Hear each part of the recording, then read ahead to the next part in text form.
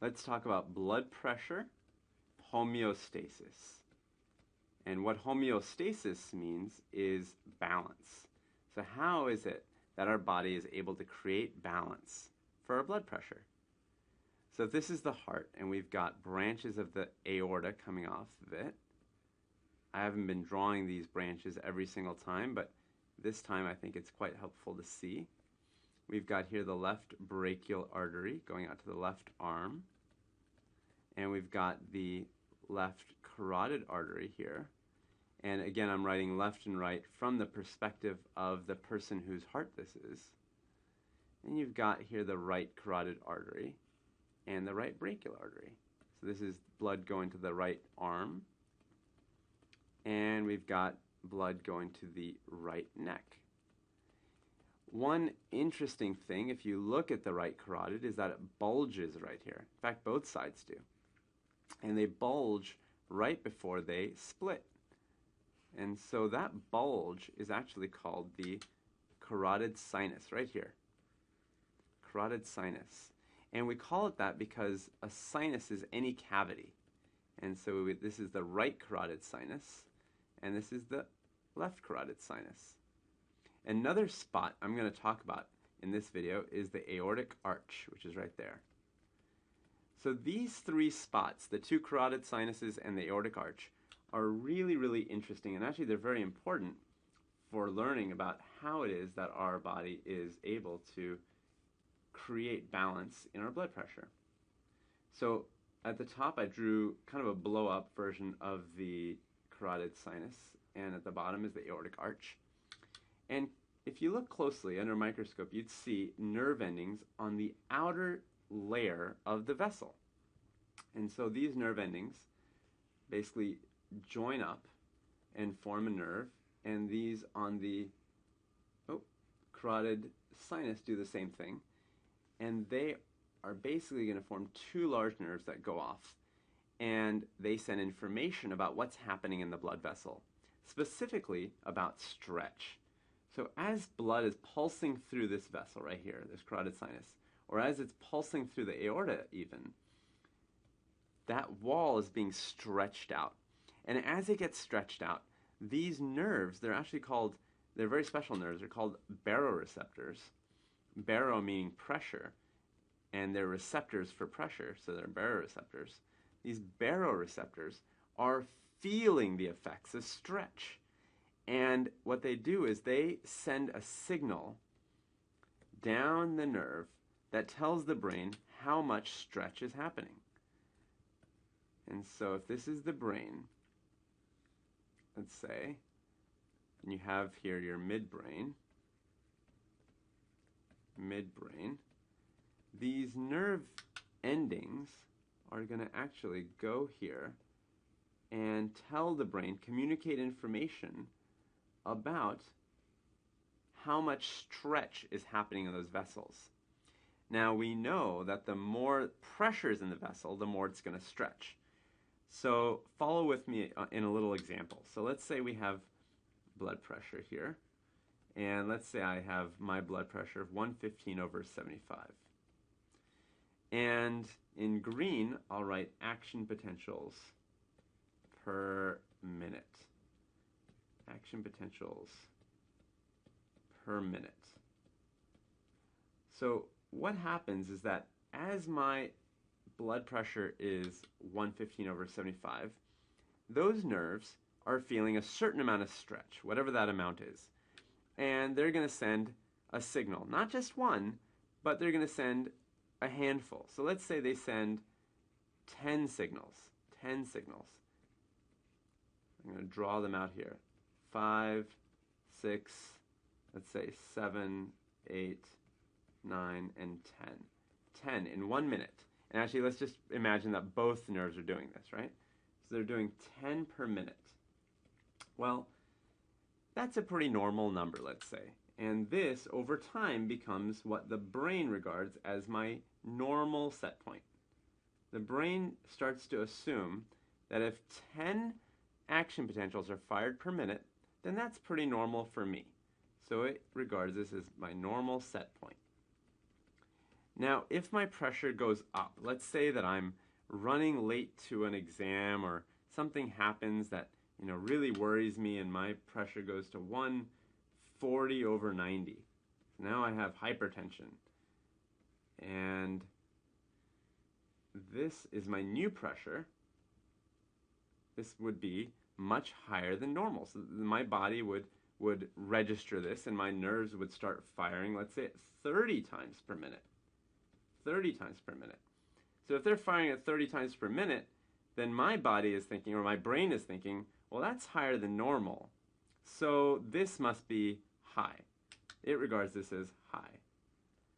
And on the flip side, let's say that, I have, let's say I cut my arm and I lose a lot of blood and my blood pressure starts to fall. My stretching is going to happen less than before. So it's going to send less action potentials per minute, maybe only 7 per minute. And again, my midbrain is going to get 7 little green arrows per minute, 7, action potentials per minute. And it's going to think, well, that's very odd. Before it was 10 per minute. So this represents a fall in blood pressure. So now you have high blood pressure in pink and a fall in blood pressure in blue. So what exactly can the brain do? What can the brain do to help normalize or create balance? So let me write that over here. Let's write response, question mark. Response. So the body has a couple of strategies, and they're basically summed up in the autonomic nervous system. Autonomic nervous system. And there's 2 major branches of your autonomic nervous system, or 2 parts to it. Let's say parts. One is called the sympathetics. Sympathetics. Almost like sympathy. And the other is called parasympathetics. So very similar words, except the word para is in front of this one. And I want you to remember now that there's a formula, and I'm going to write that formula down here just to remind us that pressure equals flow times resistance. And additionally, I want you to remember that flow, this one right here, is going to be related to stroke volume times heart rate. So if I can do anything, if my body can do anything to raise the stroke volume or the heart rate or the resistance, then my pressure will go up. And vice versa, if I can drop the stroke volume or heart rate or resistance, then my pressure will go down. Okay, so what the sympathetics do is they have an effect on the heart and the vessel. So the heart and the blood vessels. And these blood vessels are all over the body, not just the carotid sinus or the aortic arch. I'm talking about all blood vessels. And so the sympathetics are going to, for the heart, they're going to increase the heart rate. And they're going to increase the stroke volume. And the parasympathetics do the opposite. They actually drop the heart rate and drop the stroke volume. And the way that they do that, the heart rate is controlled by how many beats you get per minute. Obviously, that's the heart rate. And the sympathetics are going to cause the heart cells that control that to work faster. And the parasympathetics will slow them down. And for the stroke volume, the sympathetics force the heart to contract harder. And then you have more volume of blood gushing out with every beat. And the parasympathetics make the heart work less forcefully. So you have less blood gushing out with every beat.